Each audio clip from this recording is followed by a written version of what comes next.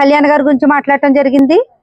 మీరు 5 సంవత్సరాలు ఈ ఆంధ్ర రాష్ట్రాన్ని పాలించినప్పుడు ఈ రాష్ట్రాన్ని అధోగతి పాలు చేసి, అప్పుల పాలు చేసి, మీరు మీ మంత్రులు మీ ఎమ్మెల్యేలు తరతరాలు సరిపడా ఆస్తులు కూడగట్టుకున్న విషయం మీరు మర్చిపోవద్దు. తల్లి చెల్లిని మీ రాజకీయ లబ్ధి కోసం వాడుకుని తర్వాత మీరు గెంటేసిన విషయాన్ని కూడా మీరు మర్చిపోవద్దు. అదేవిధంగా మీ తండ్రి చావును సైతం మీరు మీ రాజకీయ లబ్ధి కోసం వాడుకున్నారు. ఇవన్నీ కూడా మీరు ఇంకొకసారి మీకు మా వీర మహిళలందరి తరఫున గుర్తు చేస్తున్నాం. మీలాంటి నీచమైన మనస్తత్వం కలిగిన కోడికత్తి ముఖ్యమంత్రి గారు ఆంధ్ర రాష్ట్రంలో పేరుగాంచిన మీరు ఈ రోజు కళ్యాణ్ గారి గురించి విలువల గురించి మాట్లాడే అర్హత మీకు లేదు.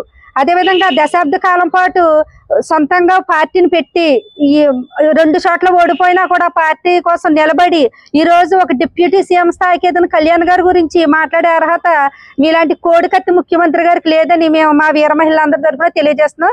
మీ పద్ధతి మీ మాటలు మార్చుకోకపోతే మిమ్మల్ని బెంగళూరు మీ ప్యాలెస్ వరకు తరిమి కొడతామని